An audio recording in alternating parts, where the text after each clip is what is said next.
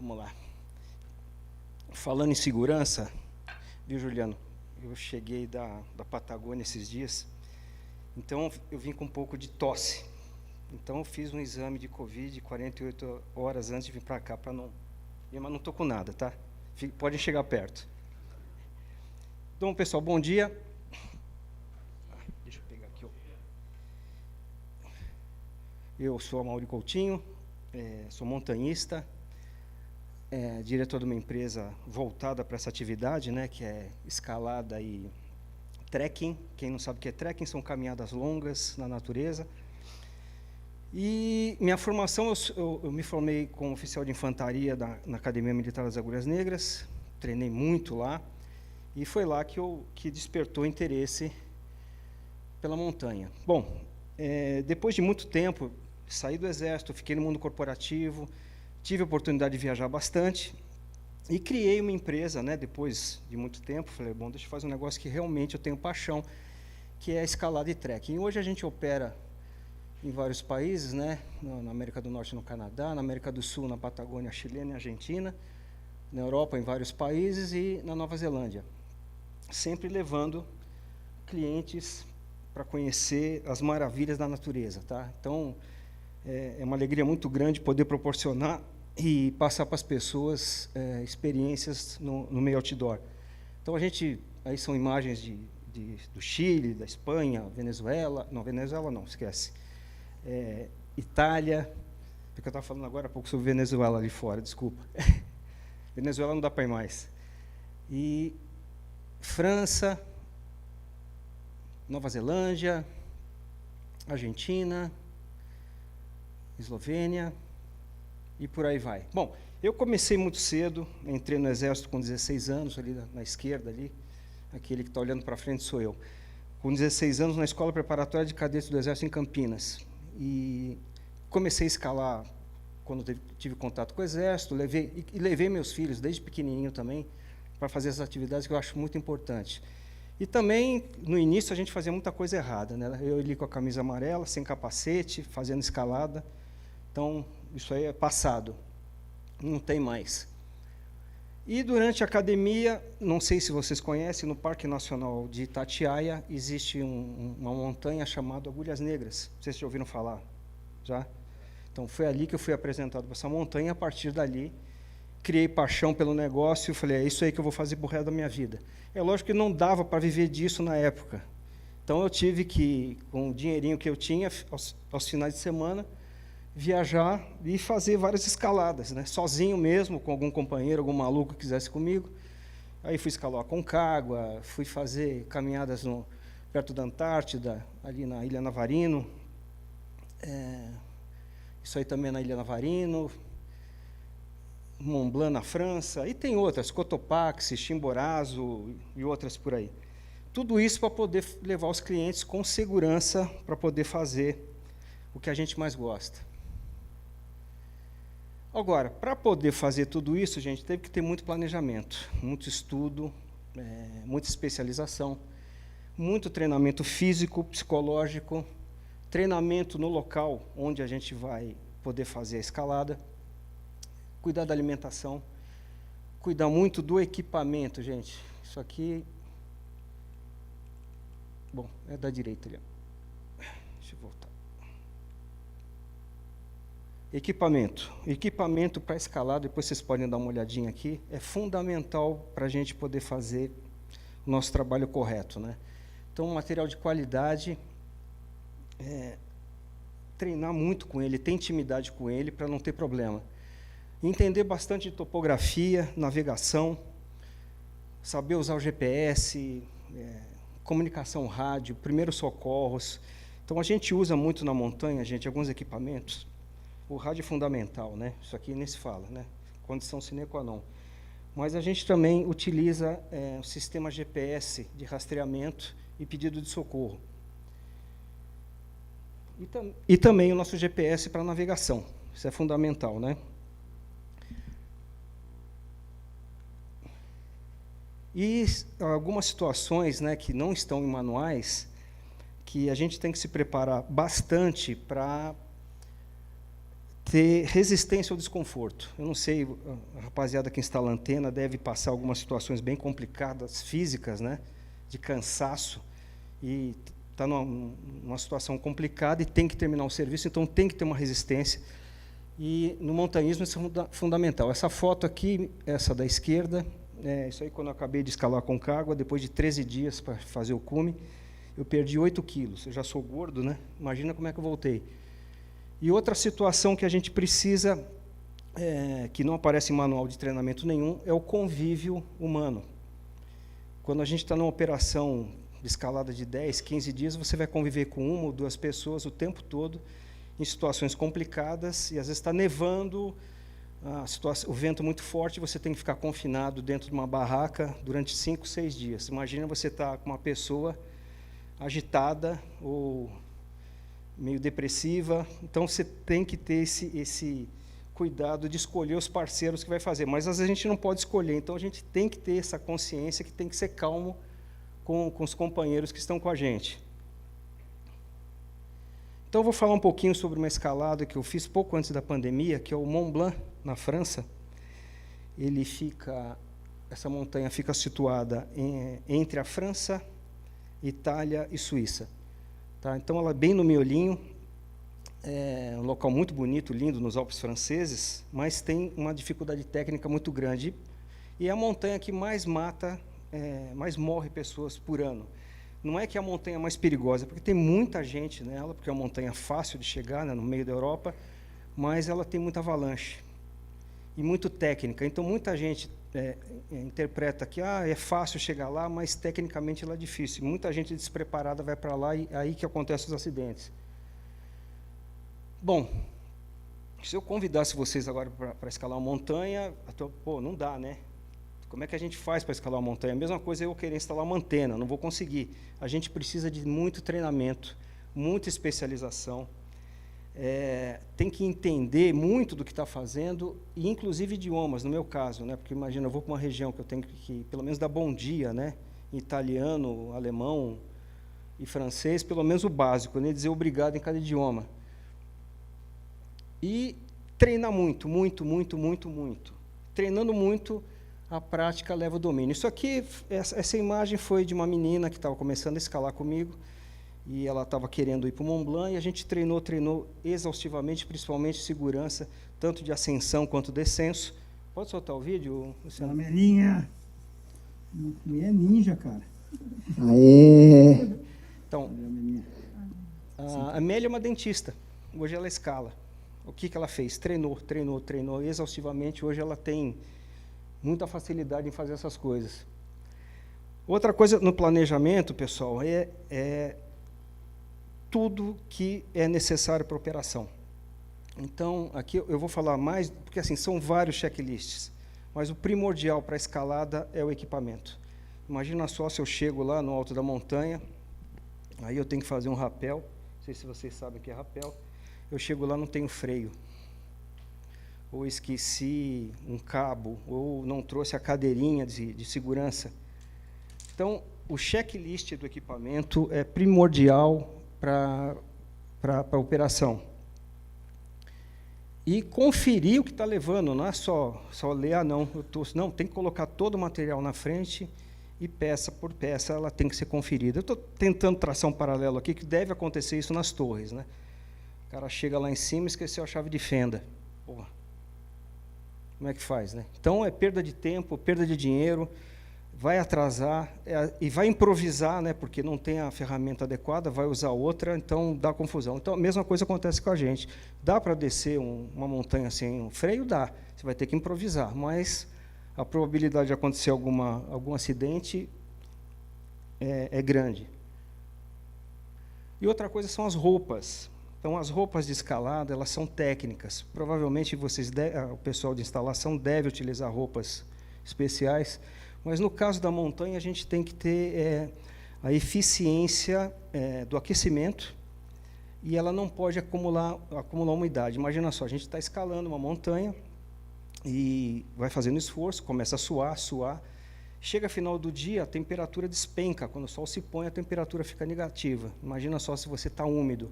Então, essas roupas, né, elas têm uma característica importante, que é uma membrana interna chamada Gore-Tex, tá? Que ela coloca a umidade para fora. Então, ela não vai tirar totalmente, né, mas tira boa parte, isso vai evitar que você tenha uma hipotermia no final do dia. E as calças são especiais, as botas, né, como também deve ser para fazer o serviço em torre. E tem um ditado na montanha, que a gente, quando está subindo, né, é lógico que a gente hoje a gente tem a facilidade de ver a meteorologia até no próprio celular, mas tem imprevistos, porque as montanhas têm microclimas. Então, você está numa região específica, vamos dizer, aqui no Parque Nacional de Itatiaia mesmo, você pega a meteorologia da cidade de Itatiaia, você vai lá pelo qualquer aplicativo, Climatempo, Meteoblue, está dizendo ok, mas quando você sobe a montanha, não é o clima da cidade. Então, você tem a diversidade e você tem que estar com o equipamento correto. Então, a gente sempre diz que não existe condições ruins na montanha, você é que está mal equipado. Tá? Então, isso é muito importante para a gente levar sempre em consideração e ter plano B para tudo. Então, o material tem que dar conta do recado. Bom, para escalar o Mont Blanc existe uma rota. Então, essa rota tem que ser planejada com muito cuidado, porque para cada deslocamento desse é um esforço brutal, um esforço físico tremendo, com variações climáticas altimétricas e condições técnicas diferentes. Então, tudo tem que ser muito estudado. Eu, quando vou escalar uma montanha, eu sempre vou com brevidade antes da equipe chegar, faço alguns trechos, ensaio o que vai ser, tento entender o que está acontecendo no local, para quando a gente for para a missão real, ficar tudo mais fácil. É como essa preparação de palestra aqui. A gente veio ontem aqui para ensaiar junto com o Luciano, lá da mesa técnica ali, tudo isso aqui. Então, a gente tem que ensaiar antes, tem que preparar, tem que testar todo o equipamento. E ter intimidade com ele, porque senão vai chegar na hora, ou você esqueceu ou não sabe operar. Aí não vai servir para nada, né? Então, essa montanha, o Mont Blanc, ela começa na cidade de Chamonix, no Vale Aosta, e a gente tem 3 refúgios antes de chegar no cume. O Nid de Dagle, que fica a 2.372, vamos ver se eu consigo usar isso aqui. Aí, está aqui, consegui. Consegui, mas não consegui mais. Aí. Bom, Nid de Dagle, a 2.372 metros. O TT Russe, que em francês significa cabeça russa, a 3.187 metros. Outro refúgio, o Gulter, que é o nome de um alemão maluco que tinha escalado a montanha, tem 3.835, e o cume a 4.808 metros. Então, para vocês terem uma ideia, a gente está aqui em São Paulo a 700 metros de altura, tá? A média é essa. Então, a gente vai a mais ou menos 4.100 metros a mais do que São Paulo. Não é uma montanha tão alta se você compara com o Everest, que tem 8.800. É metade do Everest isso aqui. Mas a dificuldade técnica é muito maior, porque ela tem paredes muito mais verticais. Então, isso é bem complexo. Então, a gente começa na cidade de Chamonix, a 1.085 metros. Aquela foto da direita ali, aquela imagem da direita, sou eu ali com os 2 primeiros caras que escalaram o Mont Blanc, em 1870 alguma coisa. Fui lá embaixo tirar uma foto para ver se dava sorte antes de subir. De lá, a gente passa para esse refúgio. Um parênteses aqui. Essa montanha ela tem o conforto de ter refúgios. Então, isso evita muito, diminui muito o uso de equipamento extra. Então, você não precisa levar barraca, não precisa levar saco de dormir, não precisa levar comida. Só aí você já tira uns 15 quilos de carga. E que os refúgios dispõem disso. Então, é uma facilidade tremenda. Então, no planejamento, você já, né, no checklist, você já vai tirar o desnecessário. O TT Russe, já dá para ver que ele já fica numa região mais remota, né? Ele já está a 3.167 metros, e aí começa a grande dificuldade da montanha. Você vai entrar no gelo a partir daí. O Gulter, que é uma obra de arte da arquitetura francesa, como é que construíram esse refúgio em cima, foi tudo içado de helicóptero, construído peça por peça. Inclusive, foi feita essa base em alvenaria, o pessoal da Brito, aí, né, que manja de base de torre. Imagina a dificuldade de construir esse troço aí com clima, com temperatura de 20 graus negativos, ventando, construir esse treco aí. E é um conforto só, tá, gente? E tem até calefação. E depois a gente chega no cume, a 4.809 metros, aquela pontinha branca lá no alto. Vamos ver se eu consigo funcionar isso aqui. Aí, lá em cima. Então, para a gente subir essa montanha, nós temos que percorrer todo esse trecho aqui. Deixa eu voltar.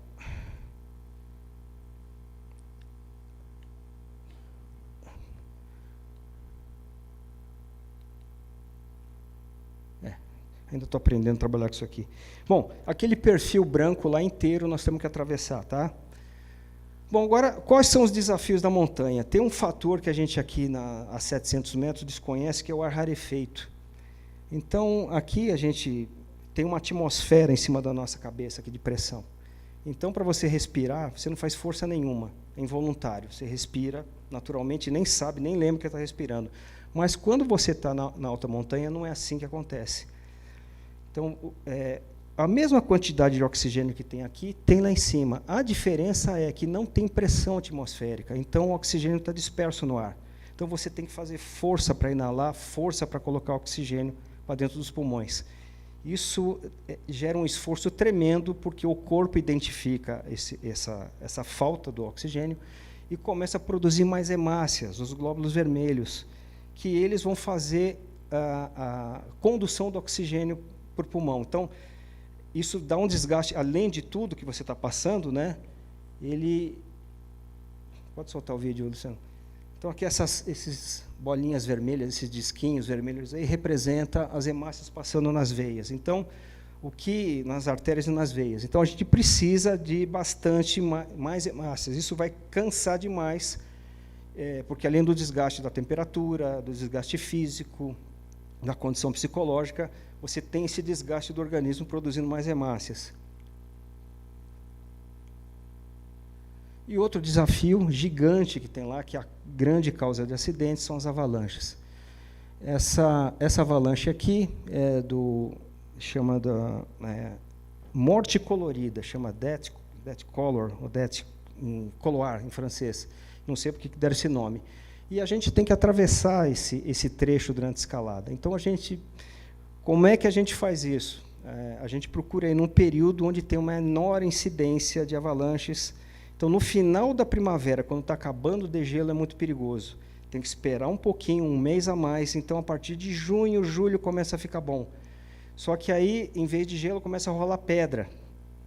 Então, você tem que ficar esperto, né? Então, nesse trecho, né, que a gente chama de death coloir, a gente para, um companheiro mais rápido atravessa correndo o setor e fica do outro lado, olhando para cima, avisando se vem ou não vem pedra.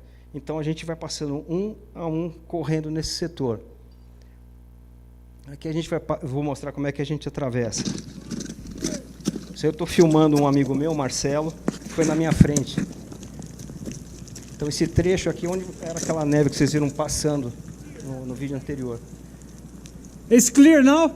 Aí eu pergunto para o Marcelo, né, tem que falar inglês lá para todo mundo se entender. Aí eu saio correndo. O problema é que você tem que correr com esse treco aqui, ó. Passando para trás, né?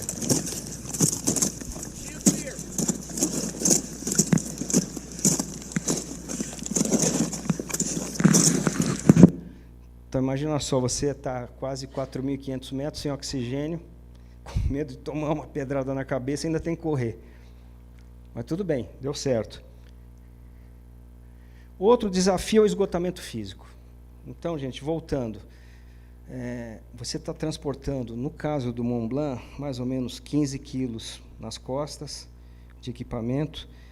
Você está sem comer direito, sem dormir direito, porque essa aclimatação à altitude, ela dá um monte de mudança metabólica. Então, você fica enjoado, dá diarreia, é horrível.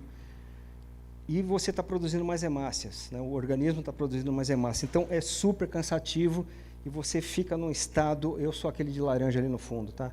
Aquele morto ali.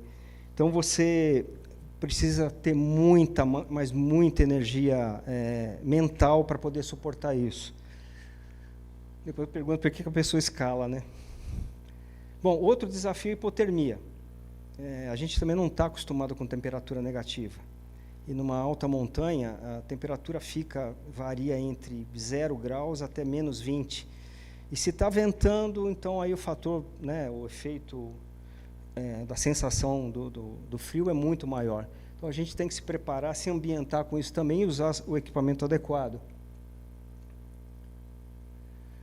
E aqui, gente, eu vou falar sobre uma coisa que acontece muito lá no Mont Blanc, que é a ancoragem para você... Isso aqui é um trecho já da descida, tá?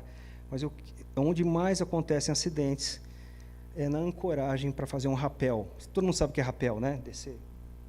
Tá. Então, você tem que ancorar muito bem a corda. Como é que essa ancoragem é feita? Você tem que colocar 2 pontos de fixação, no mínimo, e são com parafusos de gelo. É um parafuso de meio metro de altura que você vai rosqueando e prende no gelo. Isso tem que você tem que entender que tipo de gelo você está colocando. Não pode ser uma neve solta, tem que ser um gelo sólido. Então, aqui eu vou mostrar... Pode soltar o vídeo, Luciano. Então, a condição é meio complicada, porque venta muito, a temperatura é muito baixa, e você tem que estar concentrado em utilizar corretamente o freio, e o mosquetão e a cadeirinha, o conjunto todo, né? Aí eu estou prendendo a corda, porque ela está fazendo pressão para baixo, eu não conseguia prender no mosquetão. Então, você tem que treinar isso antes, num local controlado, para quando chegar lá, você saber o que está fazendo, né? E aqui descendo o rapel, propriamente dito. Quando eu desci esse rapel, vocês podem perceber que estou sem luva. Então eu tinha que tomar uma decisão aí, porque tinham 10 pessoas para descer o rapel, 3 brasileiros, 5 brasileiros e mais uns poloneses. E a gente tinha que ser rápido, porque o pessoal estava morrendo de frio. Então e descer com a luva é complicado. Então eu tinha que tomar uma decisão. Eu fui sem luva e graças a Deus deu tudo certo. Fui rápido e não deu nenhum problema, não tive congelamento na mão. Lá embaixo nas nuvens fica Chamonix, tá? 4.000 metros para baixo. Então esse rapel tem aproximadamente 40, 45 metros de altura. Então tem que ter muita concentração e entender o que está fazendo, o ancoramento. Dá uma paradinha no vídeo, Luciano. Então, ancoragem. Aqui não está mostrando, mas tem um ponto a mais aqui, tá? E feito com fixação no gelo. Bom, isso em torre deve ser primordial também, né? Pode tocar, Luciano.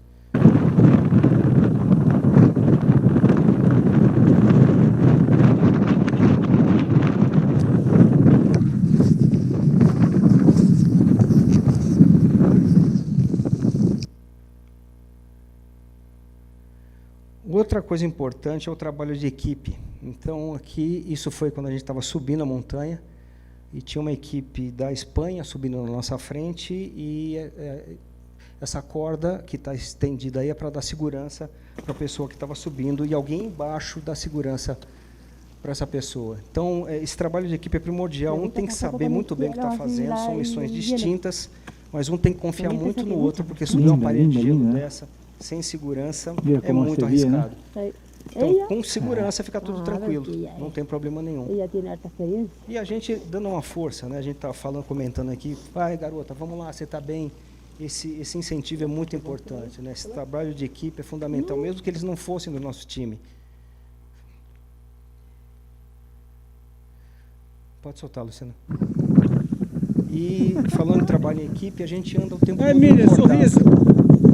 Essas eram 3 garotas do Rio de Janeiro, que elas estavam subindo paralelamente com a gente, e a gente anda encordado assim o tempo todo por segurança, porque no gelo você não sabe onde está pisando. Existem algumas gretas, né, fendas, e você pode cair. Então, essa corda é justamente para não deixar que o companheiro caia e não tem uma ancoragem. Então, quando o companheiro cai, você tem uma técnica de se jogar no chão com o seu piolê e fazer a segurança para que a pessoa... Piolê é uma machatinha, tá, de gelo. Para que a pessoa não caia na fenda e você tenha como resgatá-la lá de baixo. Pode soltar, Luciano. Marcelo. Então, sempre ancorado. Do lado direito aqui a Itália, do lado esquerdo a Suíça. Se for cair, você tem que escolher o lado. Então, o tempo todo ancorado, tá? O tempo todo amarradinho, para não ter problema. E se por acaso algum companheiro de trás for cair, ele grita, caindo. Aí você rapidamente se ancora no chão para poder segurar o baque do companheiro que está em situação ruim.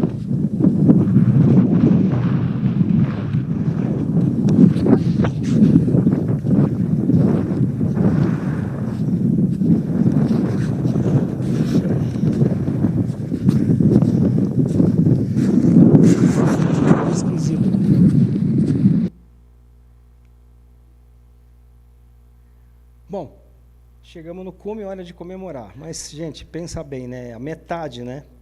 Porque você chegou lá em cima, só que você tem que voltar.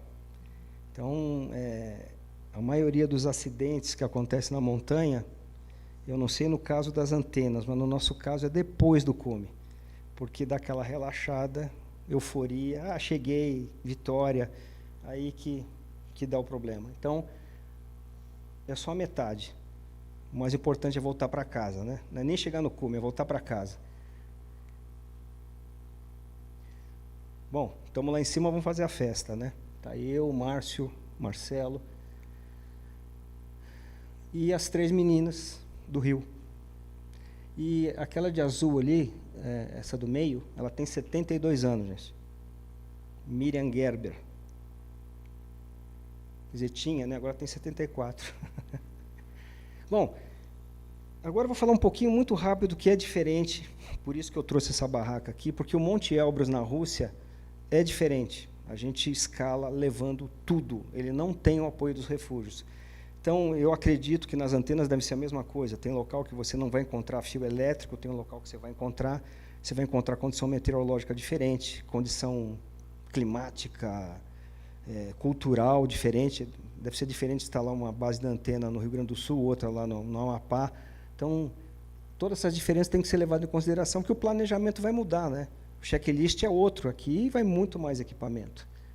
Então, para vocês terem uma ideia, a gente não é essa barraca, é outra, né? Essa aqui já foi, já era. A gente vai dormir durante 10 dias nesse espaço gigante aqui, ó. E levando 25 a 28 quilos no lombo.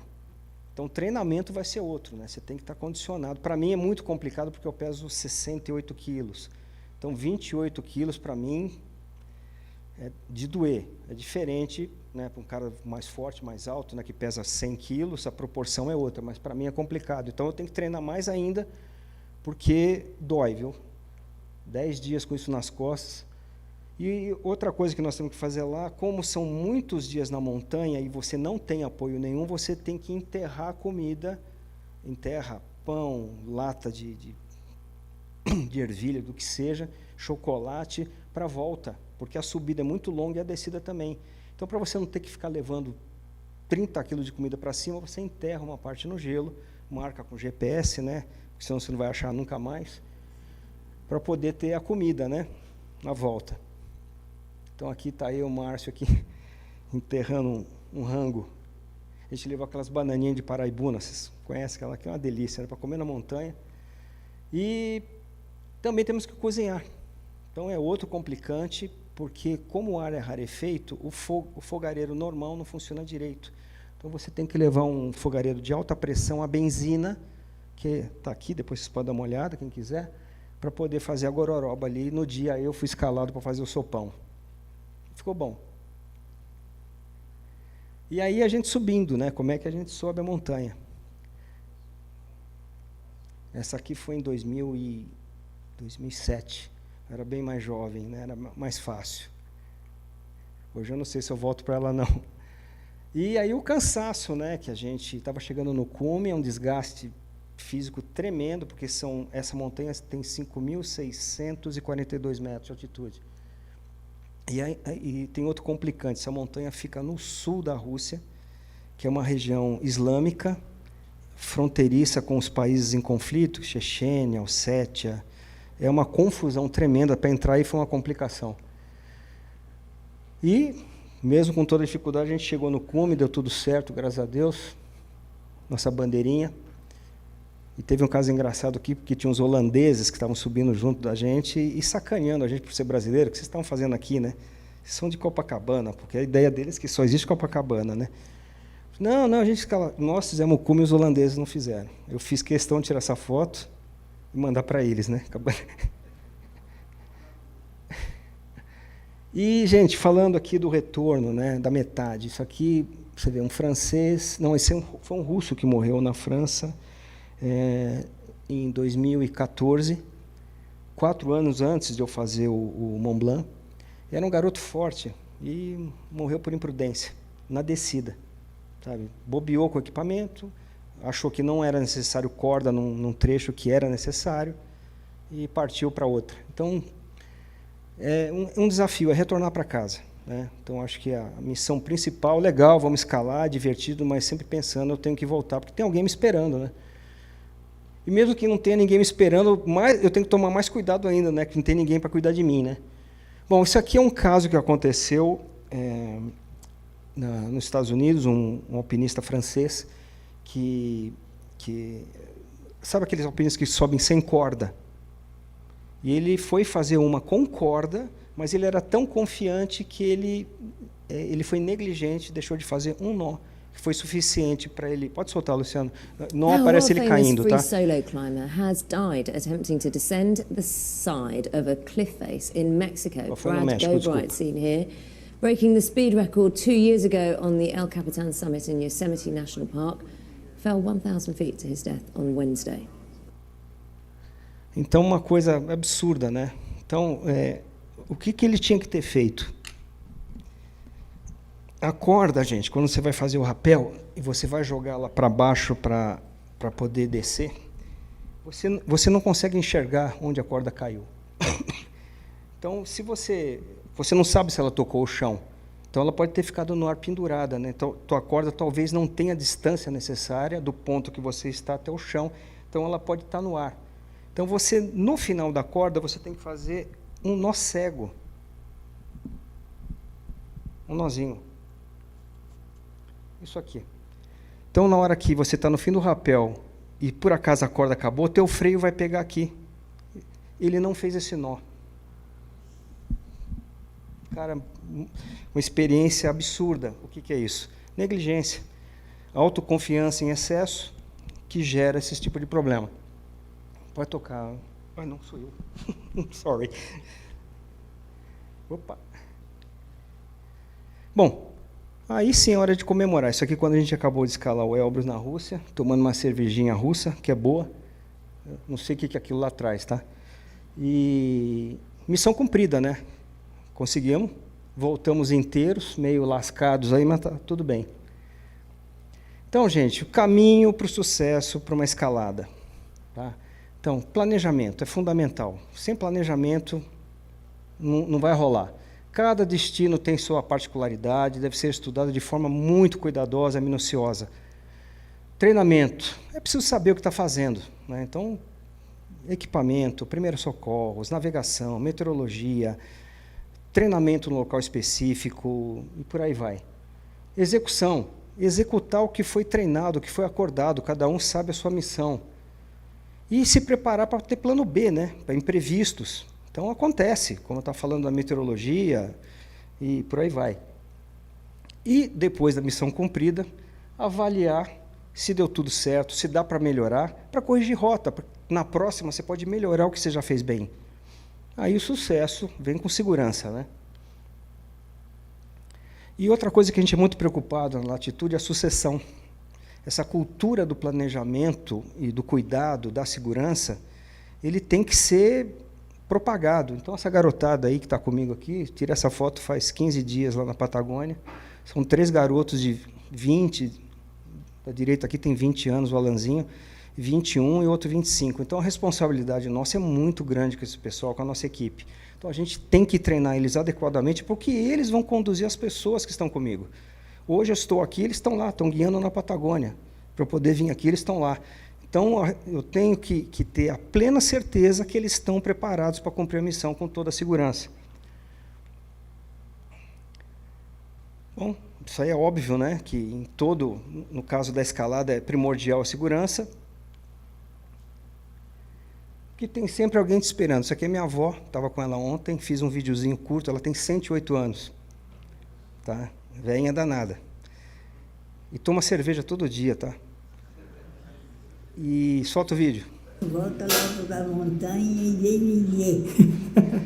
Então ela fala assim, volta logo da montanha e vem me ver. Tadinha. Mas tá esperta, tá bem pra caramba, tá melhor que eu. Gente, é isso. Espero que tenham gostado. Qualquer dúvida, estou aqui à disposição. Se quiser ver material aqui, fiquem à vontade.